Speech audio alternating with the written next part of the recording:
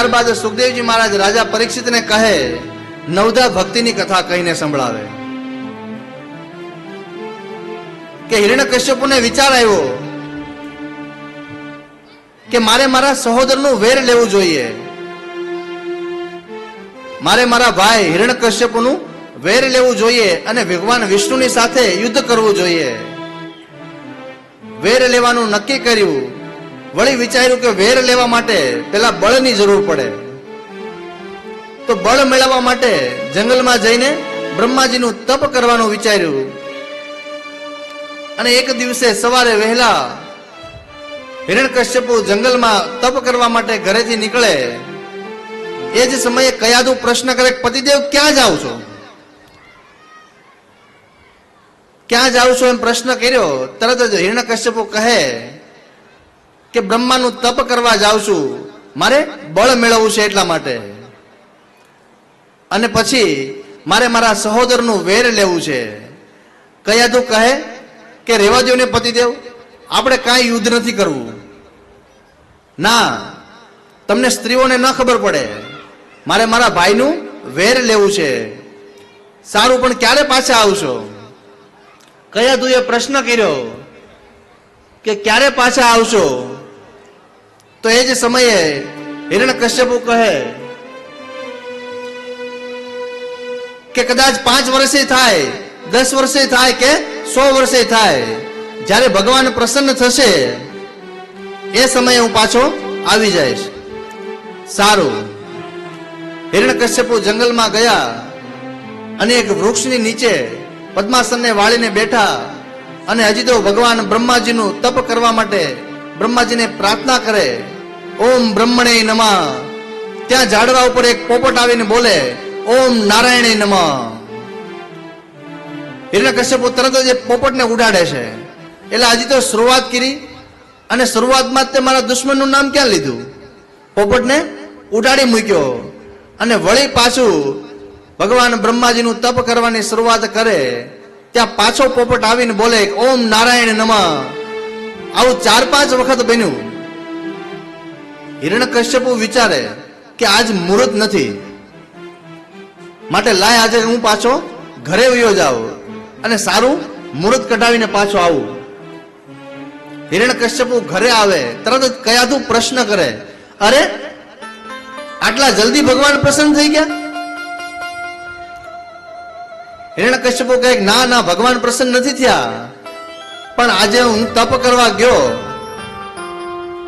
ત્યાં એક પોપટ ઝાડવા પર બેસી અને મારા દુશ્મનનું નામ લીધું, નારાયણ નમઃ, એટલા માટે હું પાછો આવી ગયો. અરે શું વાત કરો પતિદેવ, પોપટે ક્યાંય બોલતા હશે ખરા? હિરણ્યકશ્યપુ કહે, અરે સાચી વાત કહું છું, પોપટ બોલ્યો નારાયણ નમઃ. ના પતિદેવ, મને લાગે છે તમે ખોટું બોલો છો, પોપટ થોડા ક્યાંય બોલતા હશે. હિરણ્યકશ્યપુની પાસે વારંવાર એ કયાદુ ભગવાનનું નામ લેવડાવે. હવે આપણને એમ થાય કે આમ પરાણે નામ લેવડાવે કાંઈ થાય ખરું? પણ હા, ભગવાનનું નામ તમે ભાવથી લ્યો કે કુભાવથી લ્યો, પણ ભગવાનનું નામ એ તમને સફળ બનાવે. ગોળ અંધારામાં ખાઈએ કે અંજવાળામાં ખાઈએ, ગોળ હંમેશા ગળ્યો જ લાગે. એમ ભગવાનનું નામ તમે કોઈ પણ ભાવથી લ્યો, પણ તમારો સ્વીકાર પરમાત્મા કરે છે. કયાદુ વારંવાર એના પતિ પાસે નારાયણનું નામ લેવડાવે અને રાત્રે સૂતી વખતે જ્યારે પતિની પગની સેવા કરે છે ત્યારે વળી પ્રશ્ન કરે, પતિદેવ મને નથી લાગતું કે પોપટ બોલ્યો હોય, મને તો લાગે છે કે તમે ખોટે ખોટી કહાની બનાવો છો.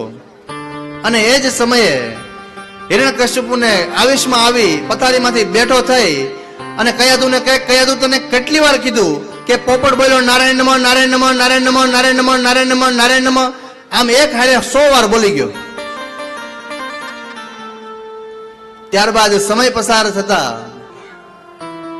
હિરણ્યકશ્યપુ વળી તપ કરવા જાય અને 100 વર્ષ સુધી તપ કરે. અને આ બાજુ ઇન્દ્રદેવ કયાદુના ગર્ભની અંદર રહેલા બાળકને મારવા માટે આવે છે.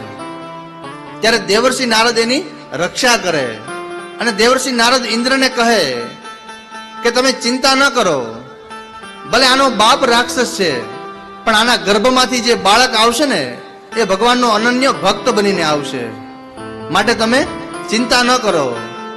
દેવર્ષિ નારદ કયાદુને પોતાના આશ્રમમાં લઈ અને ત્યાં એક વરદાન આપે, ઈચ્છા પ્રસૂતિનું વરદાન, કે જ્યારે તારી ઈચ્છા થાય ત્યારે તું તારા બાળકને જન્મ આપી શકે. અને આ બાજુ 100 વર્ષનું તપ પૂરું થતા બ્રહ્માજી પ્રસન્ન થયા અને બ્રહ્માજીએ હિરણ્યકશ્યપને કીધું કે માંગ, હું તારી ભક્તિથી તારા તપથી પ્રસન્ન થયો છું. ત્યારે હિરણ્યકશ્યપ કહે, પ્રભુ જો પ્રસન્ન જ થયા હોય તો મને એવું વરદાન આપો કે મારું મૃત્યુ જ ના થાય. ભગવાન કહે કે આ વાત ખોટી ભાઈ, તારે બીજું જે જોઈતું હોય એ માંગી લે, પણ જેનો જન્મ થયો એનું મૃત્યુ નક્કી છે, જેનું નામ છે એનો નાશ અવશ્ય થવાનો છે, માટે તું બીજું કાંઈ પણ માંગી લે. હિરણ્યકશ્યપુ કહે તો હું જે માંગુ એ મને આપ્યા કરો. બ્રહ્મા કહે ભલે માંગ્યા કર. હિરણ્યકશ્યપુ કહે કે હું રાત્રે ન મરું, દિવસે ન મરું, ઘરની બહાર ન મરું, ઘરની અંદર ન મરું, લીલાથી ન મરું, સૂકાથી ન મરું, અસ્ત્રથી ન મરું, શસ્ત્રથી પણ ન મરું, હું માણસથી ન મરું, પશુથી ન મરું, હું ધરતી પર ન મરું, આકાશ પર ન મરું. બ્રહ્માજી કહે તથાસ્તુ માંગ્યા કર, તારે મરવું પડશે. અને છેલ્લે કહે કે બ્રહ્માજી તમારાથી જેનું જેનું સર્જન થયું છે એ હું કોઈથી ન મરું. બ્રહ્મા તથાસ્તુ કહી અને ત્યાંથી અંત ધ્યાન થયા. અને આ બાજુ હિરણ્યકશ્યપને બળ મળ્યું એટલે હવે ભારે અભિમાની થયો. પોતાના રાજ્યોની અંદર યજ્ઞશાળાઓને બંધ કરાવી અને ઘણો વ્યાભિચારી બની ગયો, ન કરવાના કૃત્ય કરવા માંડ્યો. અને આ બાજુ કયાદુએ એક બાળકને જન્મ આપ્યો જે ભગવાનનો અનન્ય ભક્ત પ્રહલાદ. પ્રહલાદ થોડો મોટો થયો અને તેને આશ્રમમાં ભણવા માટે બેસાડ્યો. થોડો સમય પસાર થયો અને પોતાના દીકરા પ્રહલાદને હિરણ્યકશ્યપુ બોલાવીને કહે, બેટા પ્રહલાદ અહીંયા આવતો જરા, તને ભણવામાં શું પસંદ આવ્યું? અરે પિતાશ્રી, મને ભણવામાં તો નવધા ભક્તિ બહુ ગમી. નવધા ભક્તિ કરી લ્યો અને ભગવાનનો આશ્રય લઈ લ્યો, તમારો બેડો, તમારો ભાવ સુધરી જાય. અરે મારા દુશ્મનનું નામ લે છો, મારા દુશ્મનનું નામ તારાથી કેમ લેવાય? હિરણ્યકશ્યપુને ગમતું નથી, તેને ત્યાંથી કાઢી મૂકે છે. ત્યારબાદ સમય પસાર થતા વળી પ્રહલાદને બોલાવીને કહે કે પ્રહલાદ, તને આ ધરતીની અંદર, આ પૃથ્વીમાં તને સૌથી વધારે શેમાં મોહ લાગ્યો? પિતાશ્રી, મને તો જો આ ધરતી ઉપર સૌથી વધારે કોઈમાં મોહ થતો હોય ને તો નારાયણના નામમાં છે. મને ભગવાનનું નામ અતિ પ્રિય છે. અરે વળી મારા દુશ્મનનું નામ લીધું એમ કહી અને ફરી તેને કાઢી મૂકે.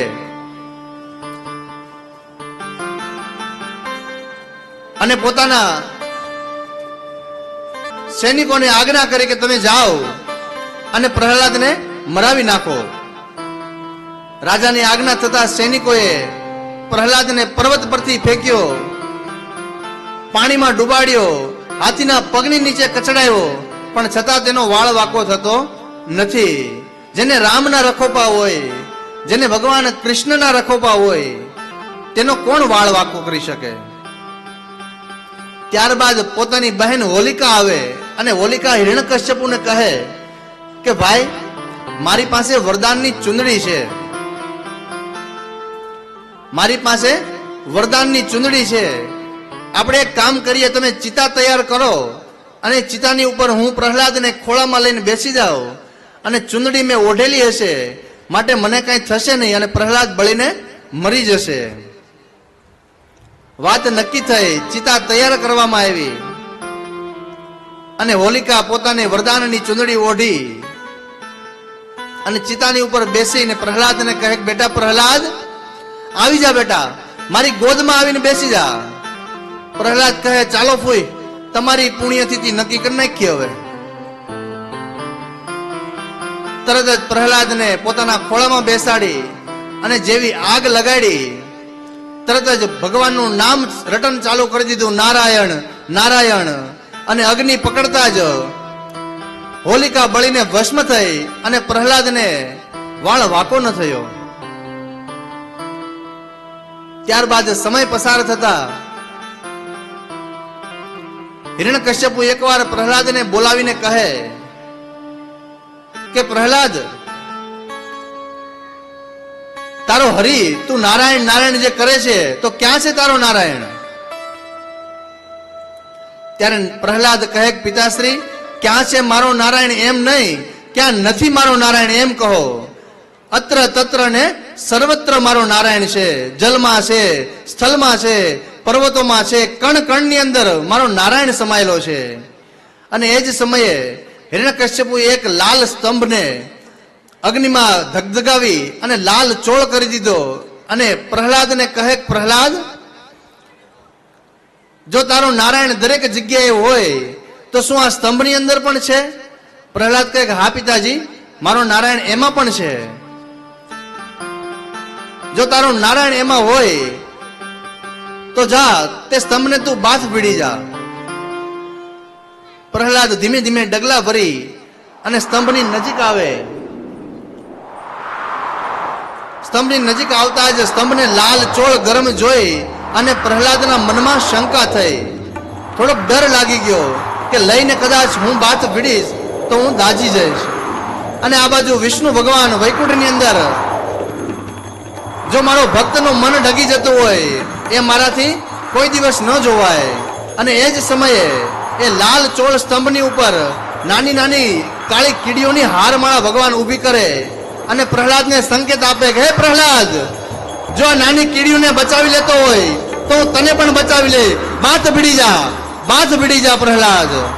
અને ભગવાનની એ પ્રહલાદ બાથ ભીડી જાય. અને બીજી એક કથા એવી છે કે હિરણ્યકશ્યપુ કહે કે આ સ્તંભની અંદર પણ તારો નારાયણ છે. અને પ્રહલાદ હા પાડે. અને એ જ સમયે એક ગદાનો પ્રહાર કરી અને સ્તંભને તોડે અને ભયંકર અવાજ આવે અને અંદરથી ભગવાન નૃસિંહનું પ્રાગટ્ય થાય છે. બોલીએ નૃસિંહ નારાયણ ભગવાન કી જય. નૃસિંહ નારાયણ ભગવાનનું પ્રાગટ્ય થયું. અને ભગવાન નૃસિંહ નારાયણ જેમ એક પક્ષી પોતાના શિકારને પોતાની ચાંચમાં પકડે એમ હિરણ્યકશ્યપુને લઈ અને ઉમરા પાસે લઈ ગયા અને પોતાના દાંત વડે પોતાના ગોઠણ ઉપર રાખી અને હિરણ્યકશ્યપુને કહે, જો હિરણ્યકશ્યપુ, તે માંગ્યું એમાં કઈ ઓછું તો નથી ને?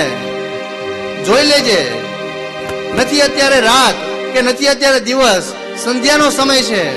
તું નથી ઘરની અંદર કે નથી ઘરની બહાર, તું વચ્ચે મધ્યમાં ઉંમરમાં ઊભો છે. હું નથી પશુ કે નથી નર, ત્યારબાદ નથી મારી પાસે શસ્ત્ર કે નથી અસ્ત્ર. આ મારા નખ એ સૂકા છે, નથી સૂકા નથી લીલા.